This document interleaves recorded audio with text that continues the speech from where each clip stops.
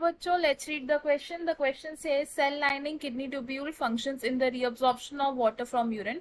In response to chemical signals, they reversibly insert additional aquaporins into their plasma membranes. In which of these situations would your tubule cells have most aquaporins?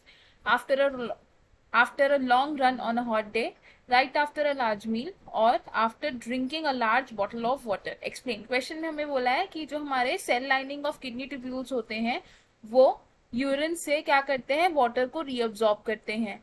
तो chemical signals के response में क्या होता है कि एक्वापोरेंस उन tubules के plasma membrane में इंसर्ट कर दिए जाते हैं.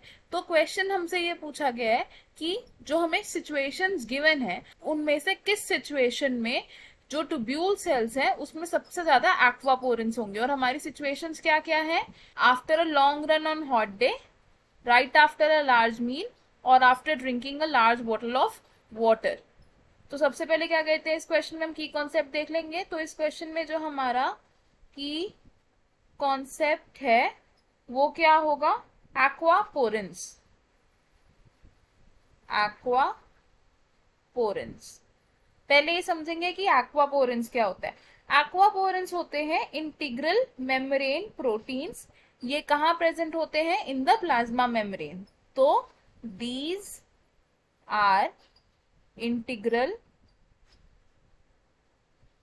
मेम्ब्रेन प्रोटीन्स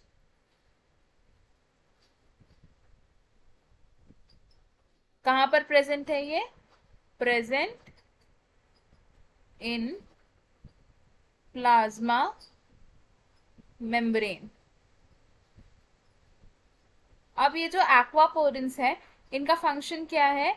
ये फंक्शन करते हैं to transport the water molecules across the membrane. तो हम बताएंगे कि हेल्प इन ट्रांसपोर्ट ऑफ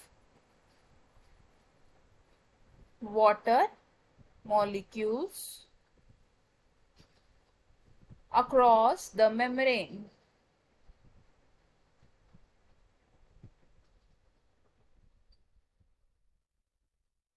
अब एक्वापोरेंस की जो फंक्शनिंग है वो किस पर डिपेंड करती है? ओस्मोटिक ग्रेडियंट के ऊपर डिपेंड करती है. Functioning of aquaporins depends on osmotic gradient. अब बात कर रहे हैं अगर हम यूरिन फॉर्मेशन की, तो यूरिन फॉर्मेशन का एक बहुत इंपॉर्टेंट स्टेप होता है जिसे हम क्या कहते हैं? Water reabsorption. ये वाटर रीअब्जॉर्प्शन कहां पर होता है? अब ये होता है इन द नेफ्रॉन. और नेफ्रॉन के कौन से सेक्शन में होता है ये होता है इन प्रॉक्सिमल कॉन्वुलेटेड ट्यूब्यूल, जिसे हम पीसीटी भी कह देते हैं. पीसीटी. अब नेफ्रॉन में जो वाटर रीअब्जॉर्प्शन हो रहा है, ये water reabsorption during urine formation ये भी किस पर डिपेंडेंट है? ओस्मोटिक ग्रेडियंट पर डिपेंडेंट है. क्योंकि नेफ्रॉन में जब एक ओस्मोटिक ग्रेडियंट डेवलप होगा उसकी वजह से क्या होगा? वाटर रीअब्जॉर्प्शन होगा. ओस्मोटिक ग्रेडियंट इन नेफ्रॉन क्या होगा इसकी वजह से? Water reabsorption.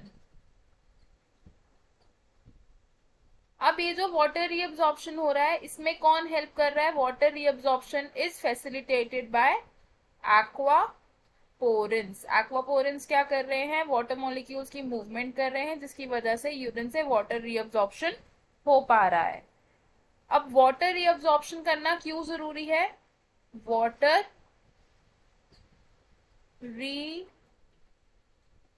reabsorption is important. क्यों इंपॉर्टेंट है वाटर रीअब्जॉर्प्शन? ताकि डिहाइड्रेशन ना हो और बॉडी में जो वाटर है उसकी कमी ना हो। तो टू प्रिवेंट डिहाइड्रेशन। अब डिहाइड्रेशन होने के चांसेस कब होते हैं? जब एक हॉट सनी डे हो और हम उस हॉट सनी डे में बहुत ज्यादा फिजिकल एक्टिविटी करके आए। तो जो गिवन सिचुएशंस दी थी हमें, उनमें सबसे ज्यादा चांसेस डिहाइड्रेशन होने के कौन सी सिचुएशन में है? After a long run in hot sunny day. After a long run in hot day. ऐसी सिचुएशन में क्या होगा कि जो किडनी ट्यूब्यूल्स है उनमें मैक्सिमम नंबर ऑफ एक्वापोरेंस इंसर्ट हो जाएंगे ताकि वाटर रीअब्जॉर्प्शन मैक्सिमम हो और डिहाइड्रेशन प्रिवेंट हो सके। तो हम कैसे लिखेंगे इसको? In this condition maximum aquaporins will be present in the tubule cells। तो हमें हमारे क्वेश्चन का आंसर मिल गया। क्वेश्चन ने हमसे यही पूछा था कि कौन सी सिचुएशन में मैक्सिमम एक्वापोरेंस प्रेजेंट होंगे, तो हमारा आंसर क्या होगा इसमें? After a long run on a hot day. I hope you understood it well. All the best. Thank you.